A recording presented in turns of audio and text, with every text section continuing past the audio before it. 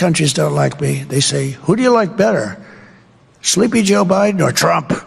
Oh, I like Biden better. Yeah, because he didn't let them do what they're doing. He doesn't have a clue, the guy. He just goes to sleep at 4 o'clock every damn day. He doesn't have a clue. And he's destroying, they're destroying our country. You see, that's the real threat to democracy, stupid people. That's the threat. Our biggest threat to democracy is stupid people.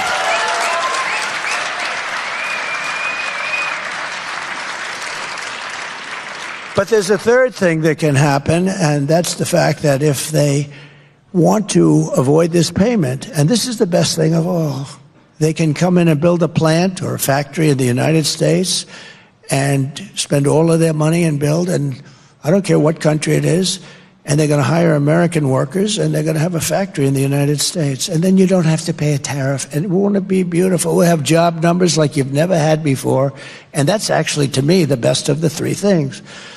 So it's a very simple thing to understand. And they've been doing it for years, but they do it very quietly and they do it intelligently, and a lot of people don't see what they're doing. As an example, you want to sell cars in China, they tell you, build your plant in China. If you don't build the plant in China, we're going to charge you a tariff that, you're never going to pay it. So a lot of people go over to China and they build their plant. The only question I have is, where do we stop with reciprocity? Because frankly, we have much more to offer. And they've been screwing us for so many years that we're allowed to get some of that back. So I say, do we want to stop on an even basis? We won't do this, we won't do that? Or do we want to stop on a basis, you don't do it to us, but we're going to still do it to you a little bit? And that's where I am, I think. And in a way, they owe it to us, In a way, they owe it to us, because they've been taking advantage of us for decades. And in a way, and it's injured us. We're injured. We're an injured country from trade. And, with NATO, when I got there, 28 countries they had at the time, and only 7 were paid. The rest of them weren't paying, or they were paying a smaller amount than they were supposed to pay, including Germany, by the way. Germany wasn't paid, can you believe? Because they said, we're stupid, we're going to take care of them anyway, why should they pay? A lot of the countries felt that way. And I made them pay. I said, you got to pay. And one person at a very closed meeting, press knew about it a little bit, but they never reported it because it was a good thing, not a bad thing. So naturally, you don't hear about that. But it was at a meeting, and he stood up, the head of a country, one of the countries. He said, so does that mean that if we don't pay, you will not protect us from Russia? It used to be the Soviet Union, now it's Russia. Sort of the same thing. I said, that's what it means. You will not protect us? I said, are you delinquent? Yes. Let's say we're delinquent. I will not protect you under any form. You will not be protected.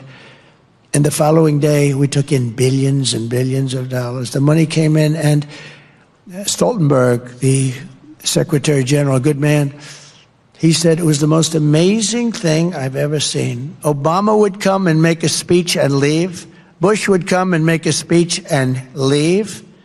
Trump would come and look at the statement and say, man, because we were almost paying for all of NATO. So we were getting screwed on NATO and screwed on trade. A double. Nobody else would have done. This is crazy. So we're protecting you, and you're taking advantage of us on trade. I said, sorry, we're not going to take it anymore. But the money came. We took in hundreds of billions of dollars in NATO. Hundreds of billions. And by the way, they should be paying 3 to 4%, not 2%, okay? They're 2%. They should be much higher than that. But that's up for whoever is going to be the next president. I think Kamala, it's not going to be high on her list. I don't think anything that we're talking about today is high on her list. The whole country is going to be like, you want to know the truth? It'll be like Detroit. Our whole country will end up being like Detroit if she's your president. You're going to have a mess on your hands. She destroyed San Francisco. She destroyed, along with Newsom, California. And we're not going to let her do that to this country. We're not going to let it happen. So we are the piggy bank. that everyone wants that someday we will continue along the path. It's been an amazing path. It's been a horrible period of time, but almost the last 4 years we will be, I will tell you that if I get elected, we will be a piggy bank stronger than ever before, but we will be a fool no longer. We will, if you get her, lose our wealth. We're going to lose our power, and we'll also lose our reserve currency status, which will be like really losing a war. If we lose that, it'll be horrible, but we're losing it right now. You're losing your reserve currency, the dollar. So many countries aren't participating. Look, China wants to take that over. That's one of the many things that they want to take over. We can deal with China, you know? We can deal with China, and we can deal with Russia, and we can deal with North Korea. Obama, at our meeting prior to taking over, when I took over, it's this ritual, at a meeting, he said, the biggest problem is North Korea. And very quickly, it was nasty for a while, little rocket man, a lot of insults. Remember when he said, I have a red button on my desk? I said, I have one too, but mine's bigger and mine works. Remember that? He said that. And a lot of people were saying, this is getting to be very heated. And then he called and he wanted to meet, and we met, and I got along great with him. I hate to say it because the press goes crazy when you say that, but that's a good thing. It's a good thing, not a bad thing. A lot of nuclear weapons. But we got along very well, and you had no problem. Nobody was threatened after that. Got along. They're threatened now. You could very well end up in World War III right now. You're very close to it. You're closer than ever. This is the closest we've ever come to World War III. You are so close to it because you have incompetent people in the White House. So that would reduce us if we lose the dollar. That would reduce us to third world status very quickly. But again, I would come into play, and tariffs would come into play, and I'd call those countries that want to stay away, but they do business. They come in and they take our money and they take our jobs like just so easily.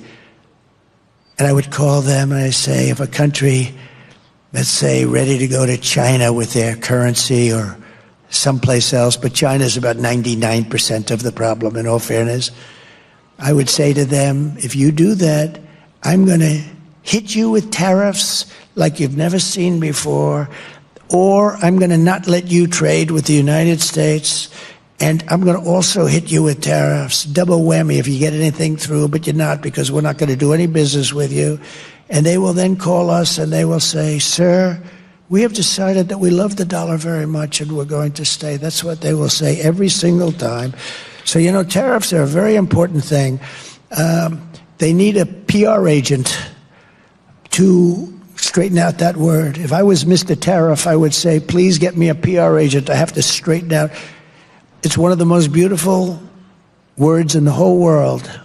It's going to make us wealthy again. The other word is reciprocity. It's going to make us